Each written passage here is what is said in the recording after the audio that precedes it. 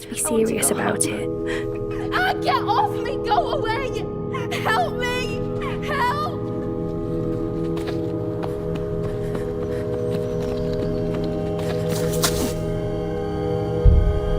Hey guys, welcome back to my channel and welcome back to another true crime special. Today we are going to be talking about a very sensitive topic and a very upsetting topic. There are discussions of murder and rape and grooming. So if you don't wish to watch this video, please click off and come back again for another one next time. Without further ado, let's get right into it. This is the story of the murder, rape and grooming of Kayleigh Haywood.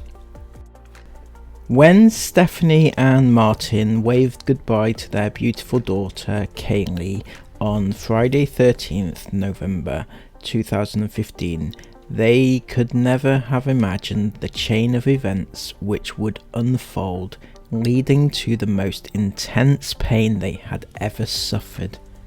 Little did they know they would never see their beloved daughter again. Kayleigh Jade Louise Haywood was born on 6th of August 2000 to Stephanie Haywood and Martin Whitby. Kayleigh grew up in the small village of Measham in northwest Leicestershire. Kayleigh had an unsteady early teenage life when attending secondary school at Ibstock Community College. According to Stephanie, Kayleigh was quite big built. This led to a tirade of verbal bullying from her peers, which eventually led to more physical bullying, including being spat at and having bottles of water poured over her head.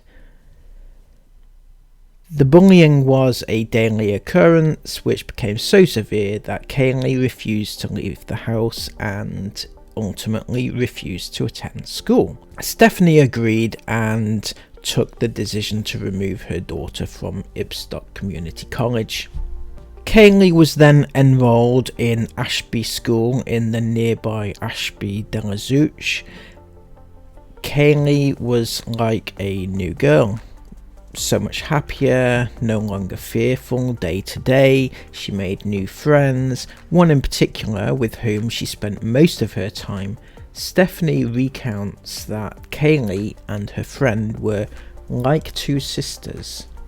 They would basically do everything together and go out places, hang around together, go to each other's houses and stuff like that.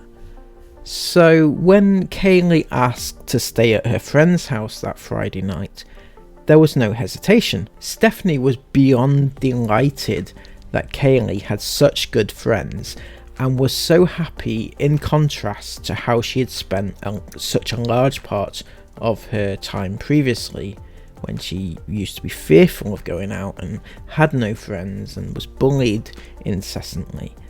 So when the following day Stephanie received a text message from Kayleigh asking if she could stay another night, again it was a resounding yes. I mean, why wouldn't she? She was happy. Kayleigh was happy. She was going to stay at her friend's for another night, so coming back the Sunday. However, on the Sunday morning at around 9:20 AM, Stephanie received a worrying phone call. It was from Kayleigh's friend, the same friend she was supposed to be staying at for the past 2 nights. The friend asked if Kayleigh was at home. Stephanie replied, kind of surprised and confused, "Well, no, she's at your house, right?" Turns out she wasn't. So if Kayleigh wasn't with the friend she had said she was with, that begged the question, where on earth was she? Kayleigh's iPhone had been found by a builder, all smashed up but still working. He had seemingly used the phone to call a number on the contact list, which turned out to be Kayleigh's friend. Naturally, Stephanie was extremely concerned. Kayleigh was a streetwise kid, but this was completely out of character. She had lied to her mother, and this went against the strong and close bond the two of them had. So where on earth was she? After calling everyone they knew and everyone they could think of, and still there was no sign of Kayleigh, it was time to bring the police in. After all, even though they just discovered she was missing, she hadn't been seen of or heard of for nearly 48 hours. The police initially treated it with skepticism because, after all, there's thousands of teenagers go missing every year, but usually they soon return like an hour or so later. However, they sat up and took notice when they looked further into the circumstances, particularly the discovery of her torn up mobile phone. When Kayleigh's best friend, the same one with whom she was supposed to be staying with, came forward and revealed that Kayleigh had initially arranged for them to both meet up with a boy, but had cancelled, the police officers' ears pricked up. It was time to dig deeper, and in particular, go through her social media accounts. As an avid Facebook user, they started right there, and it was right there is where their senses were heightened as they found an extremely worrying conversation with a man. Luke Harlow was in his 20s, or to be precise, he was 27, as he would later reveal. Detectives found a number of private messages between the two. These started off simply with pleasantries: "Hi, how are you? Do I know you? How do I know you?" etc, etc. However, within a day or so, Harlow was soon calling Kayleigh babe. More worryingly, he asked for her phone number, which she duly provided. A staggering total of 2,643 text messages were exchanged between the two over a 13-day period. Harlow wasted no time in asking Kayleigh had a boyfriend before claiming her as his. "Do you mind me calling you princess and baby and stuff?" "No, of course not." "Alright, okay, good. You're my girl now." "Sorry babe, don't want to rush things. Only started talking yesterday." It's fine babe. And yeah, you know. Bet you talk to loads of lads." "No, I don't actually." The chain of messages became more and more concerning, which eventually peaked when it emerged that the two of them were planning to meet up that Friday. "Oh, okay, party girl. You come up mine and we'll have drinks then." "Yeah, okay then." "Okay, I'll get some in for you. I like vodka too. We'll get drunk and have a laugh." Police swiftly rounded upon Harlow's home in nearby Ibstock. Surprisingly, Harlow agreed to come in for questioning and was extremely cooperative. Become friends on Facebook. How did that come about? I can't remember if I added her or she added me. I'm not 100% sure. Oh. But like, I've got loads of people on it, and I have a habit of accepting anyone who tries, you know what I mean, regardless of whether the name rings a bell or anything. I've got like 2,000 odd people in it, but I'm not sure whether she added me or I added her. But basically, as soon as we were friends on here, we just started talking, just like, like, "Oh hey, how are you?" And then like, "Where are you from?" Blah, How blah, long blah. ago was that? Not long ago, only about, I'd say, roughly a month. Right. Harlow had even admitted he met up with Kayleigh that Friday and that she had stayed at his house. In fact, he admitted everything. That she had been there, that he was 27 years old and knew that 15-year-old Kayleigh was too young, that they got drunk. he admitted everything. Yeah, well, I obviously feel bad, don't I? Why do you feel bad? Because she's too young. For what? For coming and staying my mind for a start, I know. And what else? And other stuff. What's the other stuff?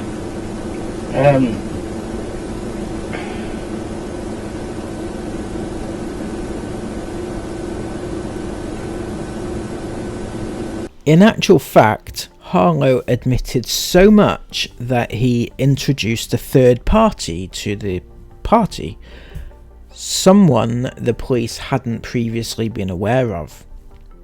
Whether he did this intentionally or was a slip of the tongue, only he knows. Perhaps he knew he needed to implicate a third party, given the events that followed. If his neighbour, 28-year-old Stephen Beadman, was not thrown into the mix, then it was likely Harlow would have to shoulder the blame for everything that happened that night. According to Harlow, sometime during the evening they ran out of alcohol.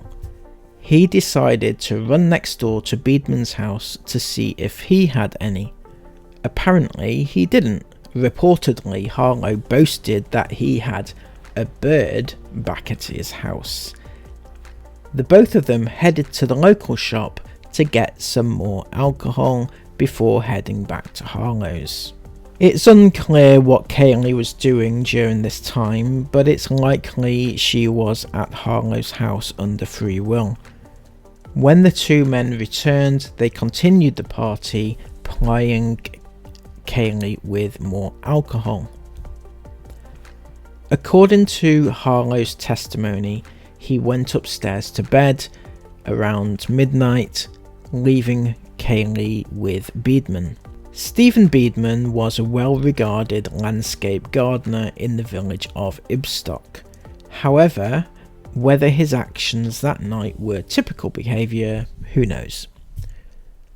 When police finally caught up with Beadman after an intensive manhunt, it soon became clear that he had a more significant role in Kayleigh's disappearance than he made out. He sported 3 fresh-looking wounds to his face.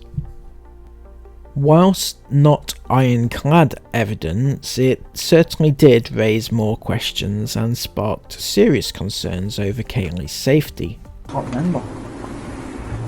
I've been drinking. We'd all been drinking. If you can explain what's happened. I honestly cannot explain that. According to witness reports, loud banging and crashing and screaming could be heard coming from within Harlow's house that night. Harlow claimed he didn't hear a thing as he was passed out. It was later argued and determined in court that it was unlikely that he would have slept through such noise that was so loud it could be heard from the streets. An eyewitness also says they saw a male and female struggling outside at the front of Harlow's property. Seeing this from their window, the witness said they initially thought it was a policeman restraining somebody. However, when the two got up and walked off arm in arm, they assumed it was a couple having a disagreement. Contrary to Harlow's account of the night's events, Beadman claimed that he left and went home, leaving Kayleigh alone with Harlow. I want to give you an opportunity, if you know her, and if you indeed know where she is, to tell us right now at the beginning of the day. No, I don't. You don't know where she is? I don't know where she is. I met her Saturday night at 8. At 7:30, 8 o'clock. I've been down 4 hours. A large search was conducted for Kayleigh in the local and wider area, with many residents devoting hours of their time to find the missing girl. After several days had elapsed, finally the breakthrough they had equally been hoping for and dreading. a dog walker spotted a random bra sitting in the middle of the woods. The bra was quickly recovered and established that Kayleigh had one of the same make, size and colour, of which was not at her home.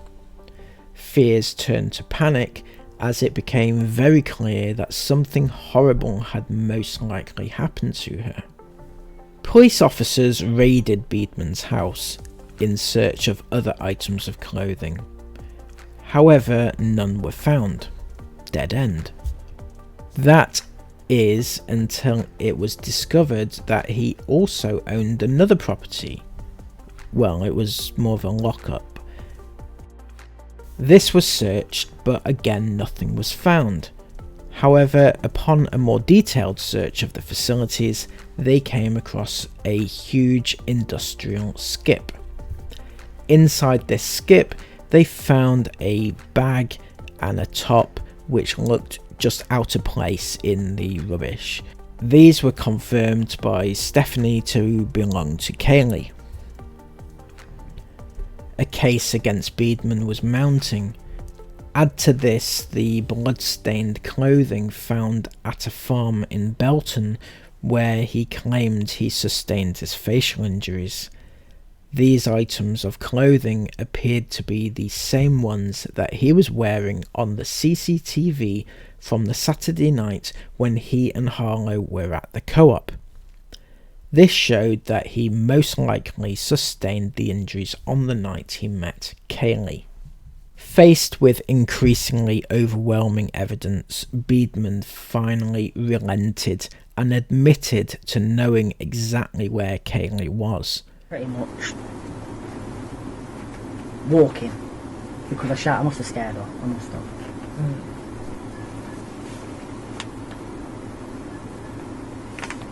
So is she resisting you at this point, or is she just walking? No, not when she's walking, no. Okay. Are you having to control her by hold her, or is she walking independently? By this point, she's walking independently. But up until that point? No. And how are you managing to control her? Just pulling her. By a hand? Yeah. Alright, okay. Are you using anything else? Is No. it just your presence? Is there any weapons? No weapons. You're not doing anything, so what's happening? in the house? I honestly can't remember. I've been drinking. We'd all been drinking. See, the issue is, she's run out, possibly, with her phone, without her trousers, and there's a complete, as you've described, disarray in the flat. The speakers are over. So there's obviously been a struggle. Well, that's the implication, but we're asking you if you can explain what's happened. I honestly cannot explain that. On Wednesday 18th of November 2015, 5 days after her disappearance, armed with directions given by Beadman, the detectives set off in the midst of darkness to find Kayleigh. Problem was, they couldn't see anything. It was just too dark. They couldn't just wait until the morning though, not with knowing that poor Kayleigh lay out there somewhere all alone. So that was settled then. They would carry on until they found her. At approximately 9:50 p.m, they spotted her. Kayleigh lay on an embankment, totally naked aside from one sock. Informing Stephanie and family wasn't easy, and it began a lifetime of mourning and pain. Stephanie recalls how her daughter's injuries were so severe that she wasn't allowed to look at her own daughter. She was only permitted to hold Kayleigh's hand. The post-mortem confirmed that Kayleigh had been raped. It's hard to know exactly what happened that night, but using all the evidence and eyewitness accounts, a story can be pieced together. It's likely that within Harlow's house a struggle began. A drunk Beadman possibly forced himself upon Kayleigh. She screamed and struggled. She managed to escape and run down the path. Beadman chased her and restrained her. He picked her up and led her away. He then raped her. Still fighting, Kayleigh grabbed a brick and smashed it into Beadman's face. He then beat her to death with that same brick. Kayleigh's send-off was beautiful. She was taken by horse and carriage to her final resting place. White horses with Cadbury purple, which was Kayleigh's favourite colour. The entire community came out in force to show their support and love. Both Beadman and Harlow pleaded guilty to their charges, Beadman of rape and murder and Harlow of grooming and sexual activity with a minor. Bizarrely though, both denied a further charge of false imprisonment, which to me would be the lesser charge. You know, you're agreeing that you rape and murder someone, but you won't accept that you falsely imprisoned them. Doesn't make sense to me, but that's just me. Prosecutors decided it would be worth their while to get these convictions too, and with the family's blessing, they went to trial. During the trial, it emerged that Harlow had been grooming 2 other unrelated underage girls at the same time, both of whom thought of him as their boyfriend. After a 2-week trial, Luke Harlow was sentenced to 12 years in prison for grooming, sexual activity with a minor and false imprisonment. Stephen Beadman was sentenced to a minimum 35 years for rape, murder and false imprisonment. On 8th of April 2021, Stephen Beadman died while in custody at HMP Wakefield. An inquest later found the cause of death was oxygen starvation to the brain and cardiac arrest. Sadly, he never got to serve his entire minimum term in prison.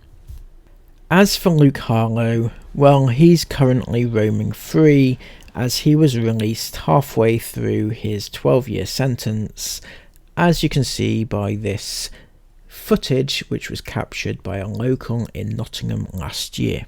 Come on, tell us your name. What's your name? What's your fucking name? What's your name? Tell us your name. Come on, we all know what your name is. Come on. Jamie Harlow, killer in the village. That's you, pal. That's you, fucking pal. Killer in the village, murdering a 15-year-old, didn't you, pal? You fucking did, pal. You fucking did. You fucking did, wet boy. You fucking run to them piggies, mate. Go on. Quicker. Quicker, you rapist, you fucking murderer, you fucking killer. Go on. Fucking run to your piggies, bro. Personally, I believe Harlow is every bit as responsible as Beadman for her murder. Yes, Beadman killed her, but Harlow led her to her death. He groomed, manipulated, lured, and then introduced her to her murderer. A 12-year sentence was far too lenient, and a 6-year term was simply a joke. The fact that one of the perpetrators only served 5 years before he died, and the other is swanning around the country free as a bird, leaves a very bad taste, and does not feel like justice was served in this case. Sadly, this story doesn't end there. At the same time as being groomed by Harlow, Kayleigh was also being groomed by another man in an unrelated incident. Bruce John Cordwell was initially jailed for 43 months after he admitted trying to arrange the commission of a child sexual act. However, his sentence was reduced to 12 months on appeal. The extremely sad situation here is that Cordwell sent Kayleigh a series of sexually explicit texts just days before she was raped and murdered by Stephen Beadman. The inevitability of her demise feels all too real. If one didn't get to her, somebody else would have. She was a sitting duck for predators. Kayleigh's death served as a reminder and warning to children and parents all over the world of dangers that lurked behind a computer screen. A fantastic film entitled Kayleigh's Love Story was produced by police and is watched in schools around the country. I'll never forget the first time we met.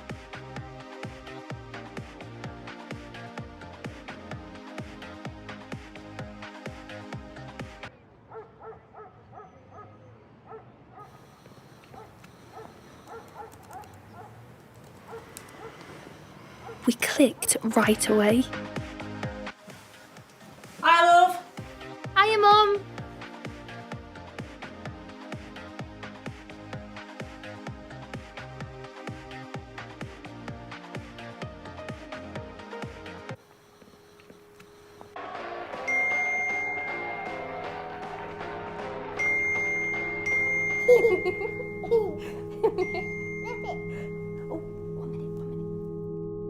I could talk to him. I urge you to watch it and show to your child, to show them the very real dangers.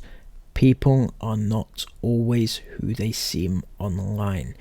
Now, I've linked Kayleigh's Love Story down below, so please go and give that a watch. It is a brilliant depiction of what did and can happen, and it's very important to keep your kids safe. In this case, I find it's really upsetting, and it is a hard story, as with anything which involves children it is. So I hope I've done this story justice, and that you found it interesting and you've been able to follow it. Try to tell it in a way that was understandable. Please give the video a thumbs up and comment.